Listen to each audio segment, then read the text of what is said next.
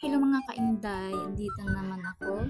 At ngayon ay kakain tayo ng hinog na papaya. Wow! Kasi hinog na yung papaya dun sa likod. Kaya kinuha ko na. Ayan, babalikin natin. Mukhang matamis nga to. Medyo matigas-tigas pa siya. Pero sa tingin ko naman, pwede na siya. Kasi may dilaw na oh. Medyo hirap nga ako magbalat dyan dahil ang laki nga ng kutsilyo. Dahil sa sobrang laki niya guys, nahirapan ako magbalat. Ayan oh. Ay, sa wakas, nabalatan ko din after 1 month. Kalain mo nga naman, dilaw na siya oh. Wow, ang sarap. Sobrang tamis talaga nito guys. Yun. Wow. Maganda to sa katawan lalo na pag nahirapan kang dumumi. Dapat lagi ka kumakain ng ganito. Kain tayo guys, papaya.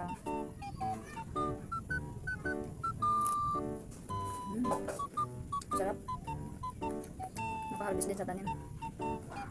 Sarap talaga pag may tanim guys.